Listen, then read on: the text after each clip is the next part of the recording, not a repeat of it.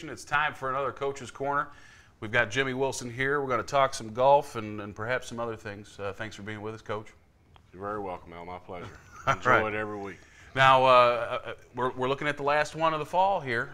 You finished things up at the Aflac Invite out there in Columbus this week, and it was one of your best finishes of the fall. How'd you think the guys performed? Overall, pretty well.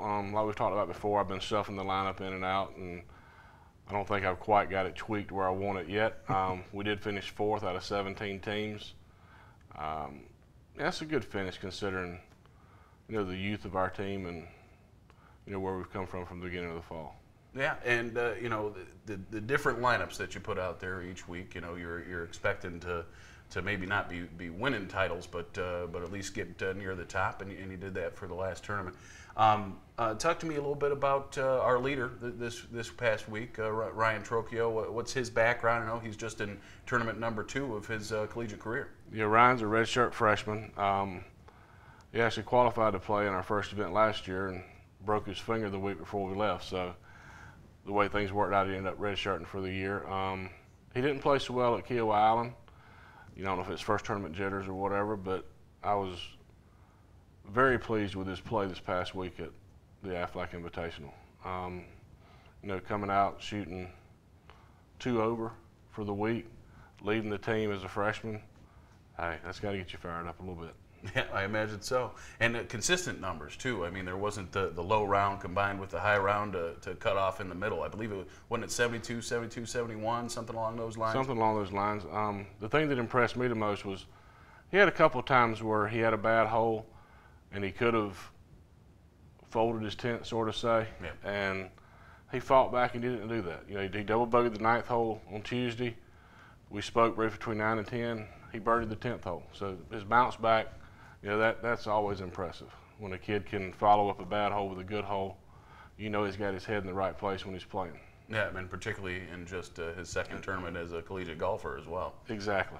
Okay, so second on the team was a familiar name in Taylor Smith, and Taylor's doesn't have a long game, but very place to place, and you can pretty much put it on a dime out there for you sometimes. And how did Taylor play this week?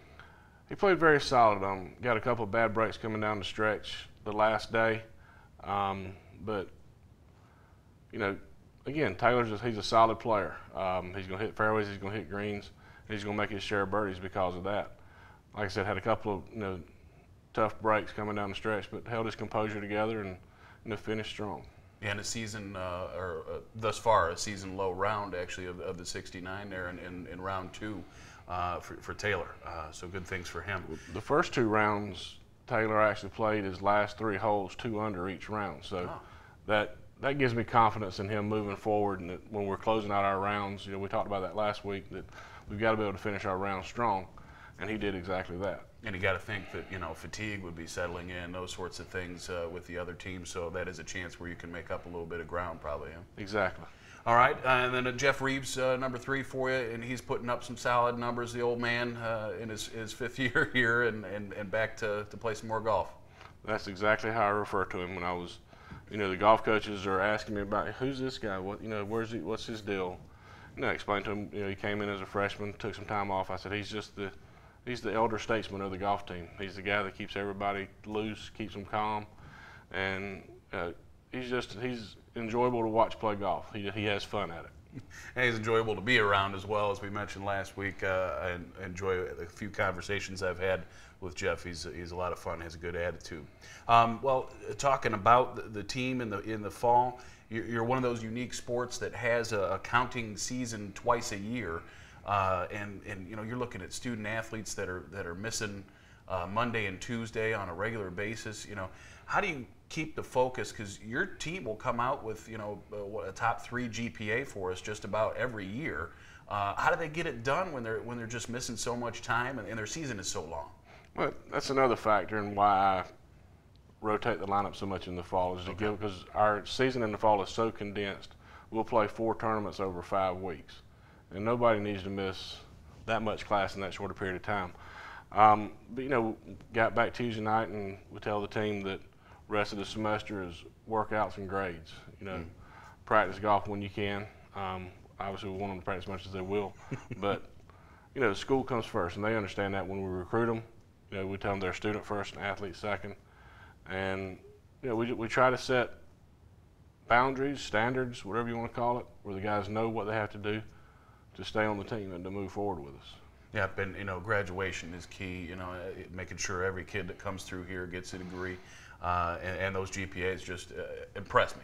Amazing. You have a small roster, so a team GPA, if you've got one guy that isn't pulling his weight, it's going to yank down in a hurry. You know, but year in, year out, your top 3, top 4 in that GPA area, typically over a 3.0, and it's impressive work that your guys do. Let's look forward, I guess, to the spring. You know, we finished up this fall season. You spend that fall season, at least the last 2 years, trying to formulate that top 5. How close are you, Jimmy? What do you think? We're getting there. Again, we played 9 people this fall. You know, I don't want to say I've got it narrowed down to X number of people, but I've seen a lot of good play. Seen some not so good play, and you know, and I told the guys, I said, the time between now and the spring is when you win a national championship. What do you do between now and when we get back together in the spring? And when we start qualifying in January, we'll see what kind of work they've put into it.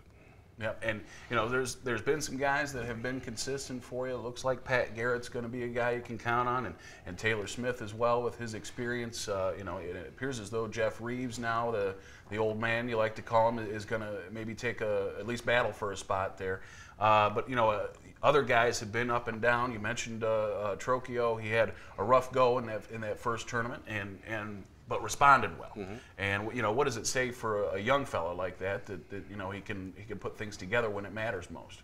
I was very impressed with Ryan's play this week, and probably told him too many times that I was impressed with his play. Big head on the van back from Camillus, huh? You know, Victor Monty's another one that is a sophomore, and he played the first 2 events of the fall and played very solid. So you know, we got a good group to pick from, and hopefully we'll get it figured out sooner rather than later. Yep, and the qualifying is probably going to be pretty competitive for you here in the winter months, I mean. I'm hoping so. That's the goal of any coach. Well, folks, again, the fall season come to a close, and I think a successful season for the purposes that Coach Wilson and the golfers had, trying to figure out, again, what they're going to have when it comes to the links in the spring season, the championship season for Bobcat golf. So they'll still close things out for the fall, and we'll give you a nice break all the way until February. Make sure you use that time wisely to come up with some good questions to fire back at me. And well, I'll have plenty of them for you. Okay, all right. I'm looking forward to it. So we'll catch you in February, Jimmy. And once again, for Coach Wilson, this is Al Weston for the Bobcat Coach's Corner.